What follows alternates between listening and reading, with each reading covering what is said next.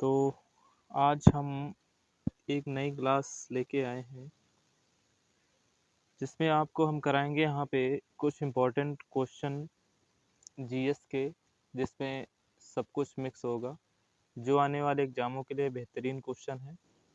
और इन क्वेश्चनों की प्रैक्टिस अच्छे से कर लें।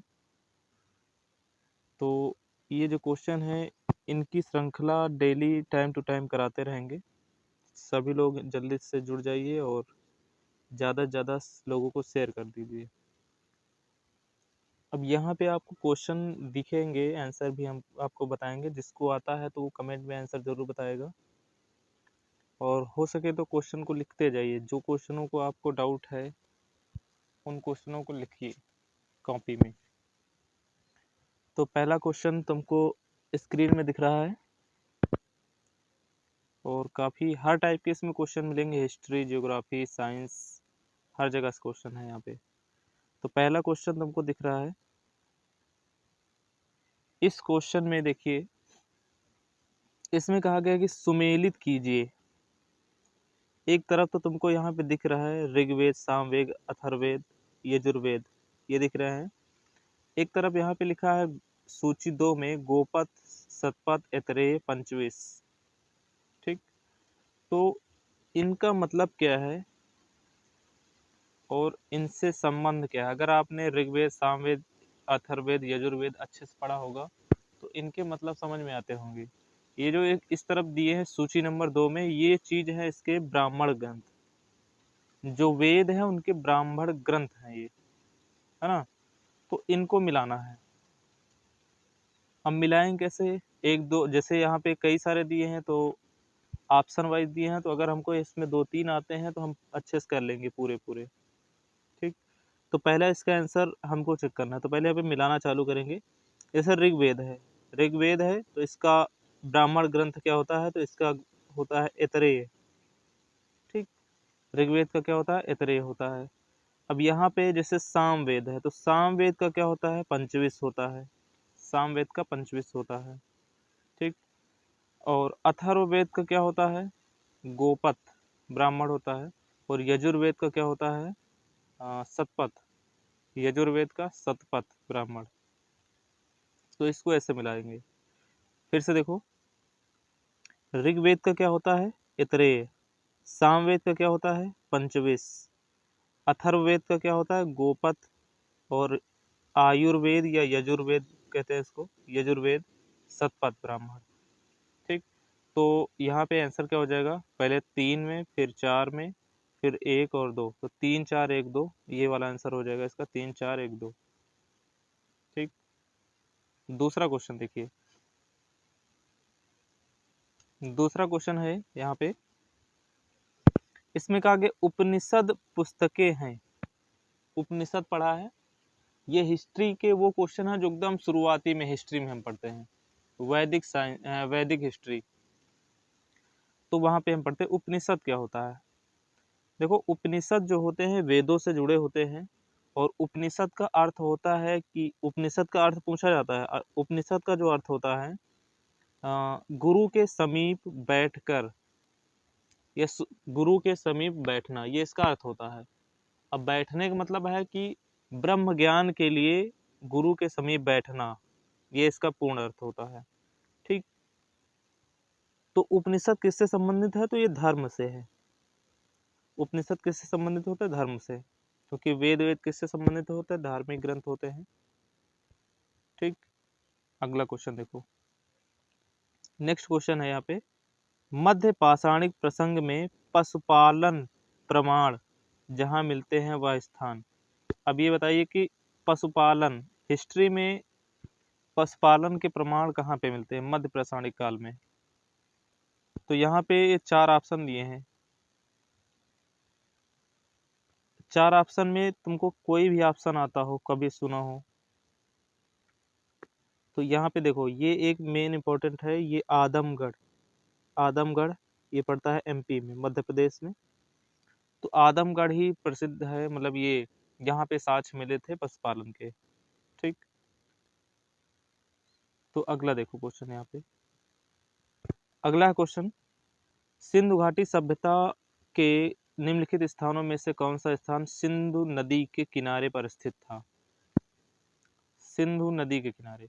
अब ये तो पता है कि हड़प्पा सभ्यता सिंधु नदी के किनारे स्थित है, लेकिन हड़प्पा सभ्यता है। अब यहाँ पे मोहनजोदड़ो, हड़प्पा, लोथल, कालीबंगा ये सारे हैं, ये अलग अलग नदियों के किनारे हैं। तो हड़प्पा सभ्यता, पूरी सभ्यता ही सिंधु नदी के किनारे थी, लेकिन हड़प्पा जो है ये रावी नदी के किनारे है। हड़प्पा स्थान, हड़प्पा पूरी सभ्यता सिंधु नदी के किनारे थी। अब यहाँ पे कहा गया है कि सिंधु नदी सभ्यता निम्नलिखित में से कौन सा स्थान सिंधु नदी के किनारे पर स्थित है? तो यहाँ पे सिंधु नदी, ये जो मोहनजोदारो है यही सिंधु नदी के किनारे था। ठीक, हड़प्पा रावी नदी किनारे, मोहनजोदड़ो सिंधु नदी किनारे। अब ये लोथल तो पता है, ये एक बंदरगाह था गुजरात में। कालीबंगा काली चूड़ियों के लिए प्रसिद्ध है राजस्थान में। अगला क्वेश्चन देखो,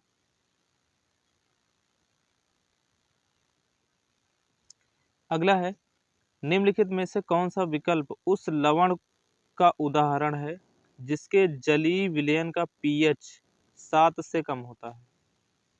जलीय विलयन का पीएच मान 7 से कम होता है। अब तो ये पता है कि 7 से कम का मतलब है कि अम्लीय होना चाहिए। 7 से कम पीएच जिसका होता है उसको क्या कहते हैं? अम्लीय। और 7 पे क्या होता है? पीएच स्केल पे आपने पढ़ा होगा, 7 पे क्या होता है? 7 जिसका पीएच मान होता है वो क्या होते हैं? उदासीन, या सारे नमक सब उदासीन होते हैं। तो यहाँ पे सबसे पहले है अमोनियम क्लोराइड। अमोनियम क्लोराइड का फार्मूला क्या होता है? NH4Cl। ठीक, अमोनियम क्लोराइड का फार्मूला होता है NH4Cl। सोडियम क्लोराइड का क्या होता है? तो NaCl होता है। सोडियम बाइकार्बोनेट, इसका क्या होता है? NaHCO3। सोडियम कार्बोनेट का क्या होता है? तो यहाँ पे Na2CO3। तो ये तो पता है कि Na जहाँ पे होगा वहाँ पे नमक बनता है, और नमक का मतलब है कि उदासीन होगा। NaCl साधारण नमक होता है, Na है तो नमक है, Na2CO3 है तो ये भी क्या हो जाएगा? एक प्रकार से नमकीन हो जाएगा। तो जिसका पीएच मान 7 से कम होता है वो होता है NH4Cl। ठीक, NH4Cl। जलीय विलयन में पीएच मान 7 से कम होता है अमोनियम क्लोराइड, तो इसका पीएच मान 7 से कम होता है।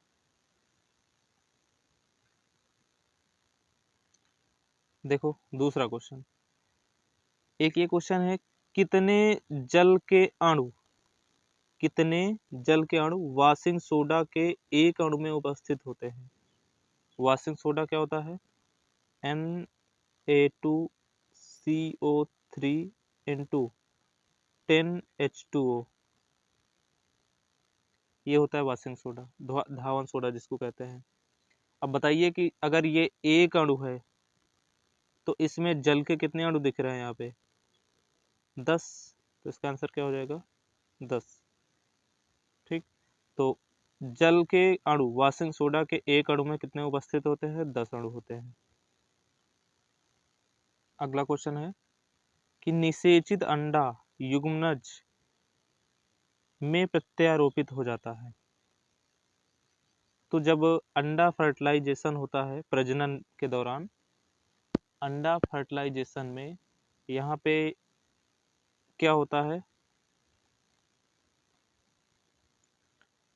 तो इसमें याद रखेंगे, जो युग्मनज होता है मतलब है कि जो इसके बाद भ्रूण बनता है वो कहाँ पे स्थापित होता है? तो वो स्थापित होता है गर्भाशय में। क्रिया वो बताना है, अब क्रिया कौन सी है? अब क्रिया कौन सी है जिसमें ऑक्सीजन हवा में मुक्त होती है? तो इसका आंसर क्या हो जाएगा? ये तो पता है कि ऑक्सीजन कब निकलती है, कब बनती है। ठीक, प्रकाश संश्लेषण होता है तभी ऑक्सीजन बनती है वहाँ पे, और इसी में ऑक्सीजन हवा मुक्त में मिल जाती है पौधों से। इसके बाद अगला क्वेश्चन है, पृथ्वी का द्रव्यमान है पृथ्वी का द्रव्यमान कितना होता है? तो इसको याद रखेंगे, 6 × 10⁻24 किलोग्राम। ठीक, पृथ्वी का द्रव्यमान होता है। और द्रव्यमान जो होता है, द्रव्यमान कभी भी नहीं बदलता, किसी भी वस्तु का द्रव्यमान नहीं बदलता है कहीं पर भी। किसी वस्तु को कहीं भी लेके चले जाएं, उसका द्रव्यमान नहीं बदलता है, भार बदल जाता है। तो इसमें अगला क्वेश्चन है,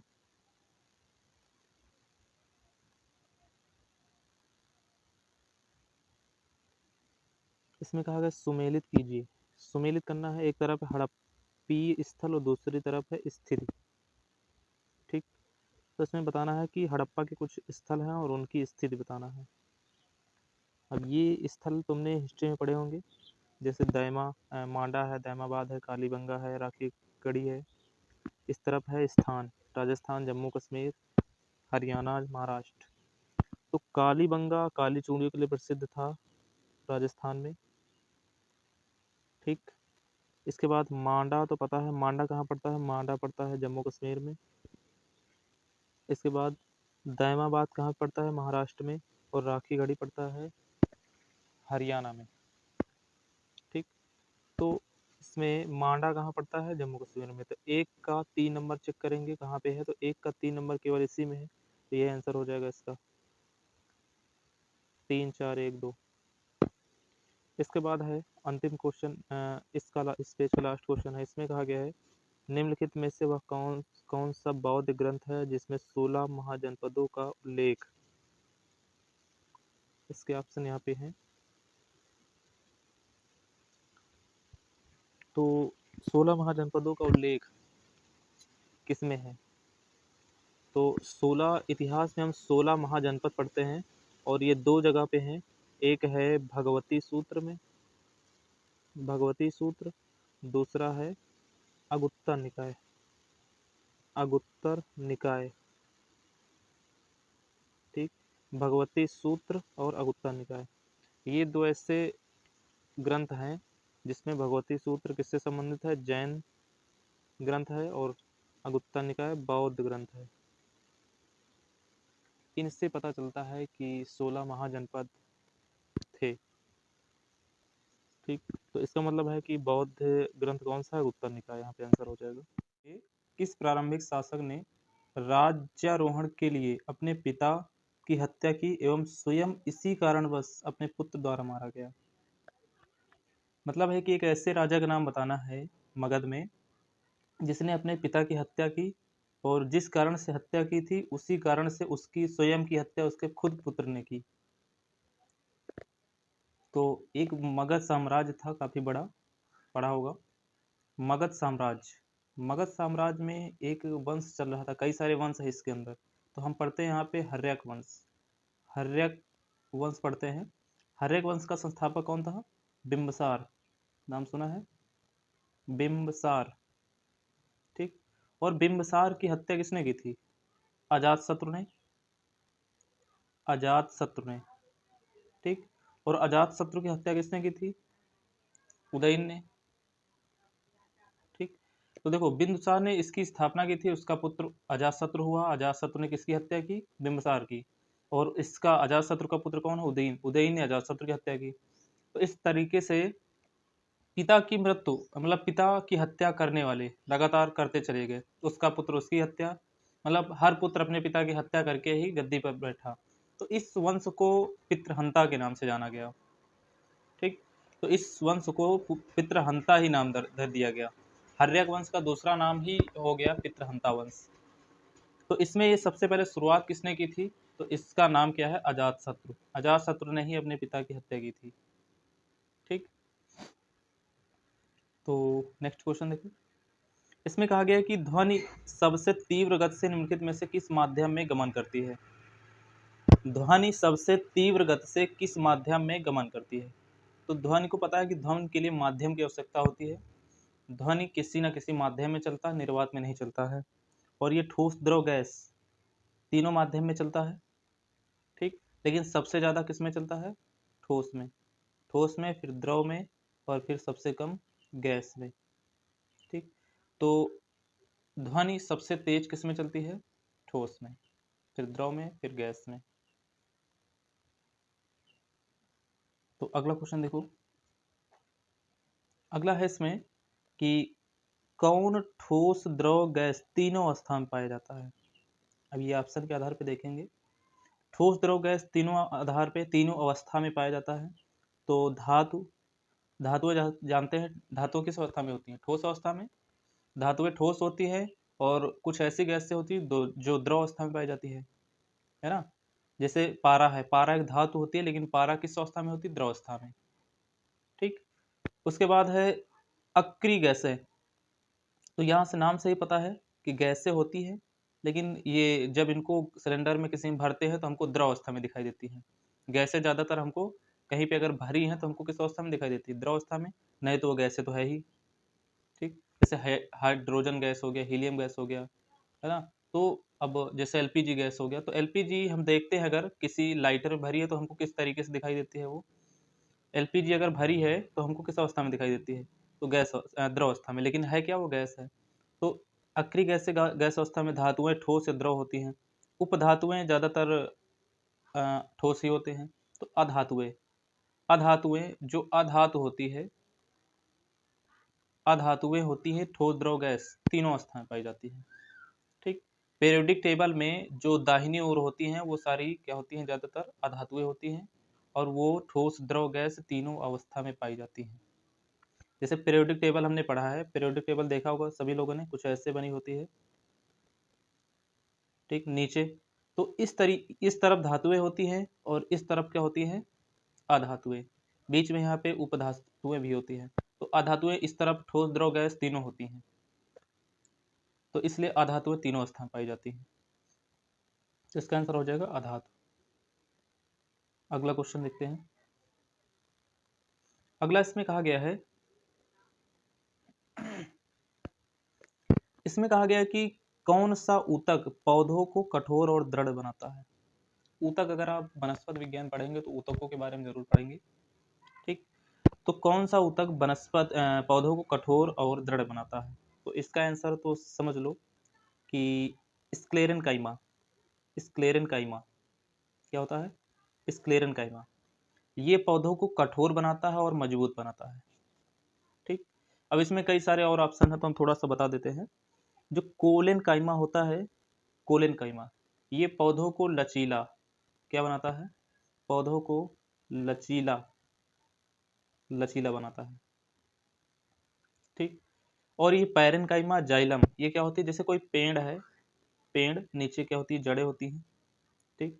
ऊपर ऐसे पत्ते उत्ते होते हैं। तो जड़ों देखो, भोजन बनता है कहाँ पे? पत्तियों में। और पत्तियों में भोजन बनता है। पानी कहाँ पे होता है? पानी जड़ों में होता है। तो जड़ से पानी ऊपर की ओर जाता है। तो ये एक ऊतक, एक प्रकार का टिश्यू होता है जिसको कहते हैं जाइलम। जाइलम से पानी ऊपर की ओर चढ़ता है। पत्तियों में भोजन बनता है और वो जाता कहाँ पे है? जड़ों में। ठीक। तो इसको कहते हैं फ्लोयम। तो पौधों में जाइलम फ्लोयम दो होते हैं, जिसमें जाइलम से जल ऊपर जाता है, फ्लोयम से भोजन नीचे आता है। ठीक। इस प्रकार से जाइलम फ्लोयम के दो प्रकार के ऊतक होते हैं, जिससे भोजन और जल ऊपर नीचे जाता है। और ये जो पायरन काइमा होता है ये इन्हीं का अभिन्न अंग होता है, इन्हीं से जुड़ा होता है, इसी के बीच आसपास। शर्करा मतलब शुगर की स्तर को वृद्धि का पता किसकी कोशिकाओं द्वारा चलता है? किसकी कोशिकाओं द्वारा चलता है ये बताना है। जैसे आपके ब्लड में शुगर की मात्रा ज़्यादा हो जाती है तो हमें क्या हो जाता है? डायबिटीज हो जाता है। तो हमें कैसे पता चलता है? ठीक। तो सबसे पहले देखो, रक्त में जो 140 के आसपास अगर आपका रक्त शुगर है तो आपको ठीक है, नॉर्मल है। लेकिन अगर 200 हो जाए या 200 से ऊपर हो जाए, ठीक, 200 हो जाए या 200 से ऊपर हो जाए तो आपको डायबिटीज है, इसका मतलब आपको शुगर है, मतलब बीमारी है आपको शुगर की, जिसको डायबिटीज कहते हैं। तो यहाँ पे अग्न्याशय जो एक प्रकार का होता है, पत्ती नुमा संरचना होती है हमारे शरीर में। पत्ती के आकार की संरचना पूछा जाता है कि पत्ती के आकार की संरचना किसकी होती है? तो अग्न्याशय की। अग्न्याशय में एक बीटा सेल पाया जाता है। ठीक। बीटा प्रकार की सेल होती है जिससे इंसुलिन निकलता है। क्या निकलता है? इंसुलिन। इंसुलिन नाम का हार्मोन निकलता है और यही जब ये ज़्यादा निकलता है तब क्या होता है, हमारे रक्त की शर्करा को नियंत्रित करता है, जिससे हमें मधुमेह नहीं होता है। तो जितना ज़्यादा इंसुलिन निकलेगा हमारे रक्त को क्या करता है, रक्त में शुगर की मात्रा को नियंत्रित करता है। ठीक, अगला क्वेश्चन देखो। अगला इसमें कहा गया कि धातुओं की विद्युत प्रतिरोधकता का सही क्रम है। प्रतिरोधकता, अब प्रतिरोधकता का संबंध सबसे पहले समझो कि विद्युत धातुएं, जो धातुएं होती हैं उसमें करंट ज़्यादा तेजी से बहती है, और ये भी पता है कि सबसे तेज धारा, विद्युत धारा किसमें बहती है, चांदी में। चांदी सबसे अच्छी चालक होती है विद्युत धारा की। जैसे कोई तार है, तो तार में अगर चांदी का तार होगा तो सबसे ज़्यादा अच्छी चालक है, और अगर कोई बेकार है तो अच्छी चालक नहीं है। चालक अच्छी क्यों है, क्योंकि इसका प्रतिरोध सबसे क्या होता है, प्रतिरोधकता इसकी कम होती है, इसलिए अच्छे प्रतिरोध मतलब विरोध, इसके अंदर जो इलेक्ट्रॉन होते हैं विरोध कम करते हैं, इसलिए उसमें अच्छे चालक मतलब विद्युत धारा बहती है। लेकिन ये जिसके अंदर प्रतिरोधकता ज़्यादा होगी तो धारा धीरे मतलब तेज नहीं बहेगी। तो यहाँ पे क्या होगा, चांदी जो होती है अच्छी चालक होती है, इसका मतलब प्रतिरोधकता कम होती है। तो अब ये यहाँ पे देखो, पहले ऑप्शन में कहा गया कि चांदी में ज़्यादा होती है, ऐसे बना है रो, तो इसका मतलब ये तो गलत है। इसमें भी बना है, इसमें भी बना है, तो चांदी की प्रतिरोधकता कम होती है। यहाँ पे आंसर हो जाएगा Hg। Hg में सबसे ज़्यादा, फिर निकिल में, फिर टंगस्टन में, फिर क्या हो जाएगा Ag। ठीक, इनमें सबसे ज़्यादा क्या होती है, प्रतिरोधकता सबसे ज़्यादा Hg में, सबसे कम चांदी में होती है प्रतिरोधकता। अगला क्वेश्चन है, मछलियों में के हृदय में कच्छ होते हैं। मछली होती है, उसका जो हृदय होता है, हार्ट होता है, उसमें कितने कच्छ होते हैं। जैसे मनुष्य में 4 होते हैं, 2 आलिंद 2 निलय। तो मछलियों में कितने होते हैं, तो मछलियों में 2 होते हैं, एक आलिंद होता है, दूसरा निलय होता है, 2 ही होते हैं। एक आलिंद, दूसरा निलय, 2 कच्छ होते हैं। अगला देखो, अगला है यहाँ पे, इसमें कहा गया कि सुमेलित कीजिए। एक तरफ लिखा है सूची 1 में तीर्थंकर, ठीक, दूसरी तरफ सूची 2 में दिया है प्रतिमा लक्षण। इसका मतलब है कि सूची 1 में तीर्थंकर दिए हैं 4, ठीक, 4 तीर्थंकर दिए हैं इसमें। अब यहाँ पे आपको ये समझना है कि तीर्थंकर कौन से हैं। ऋषभ देव का नाम सुना है, तो इसका मतलब है कि जैन धर्म से संबंधित है। और ऋषभ इस तरफ क्या दिया है, 1 2 3 नंबर में यहाँ पे ये दिए हैं इनके जो इनसे संबंधित चीजें हैं। जैसे वृषभ दिया, वृषभ मतलब क्या होता है, बैल, इसका मतलब क्या होता है, बैल। ठीक, अश्व, सर्पण, सर्पण और जल कलश ये संबंधित है। तो ये प्रतीक है, चिन्ह है। जैसे ऋषभ देव है, ऋषभ देव का प्रतीक है वृषभ मतलब बैल। ठीक, पार्श्वनाथ से संबंधित है सर्पण मतलब सांप।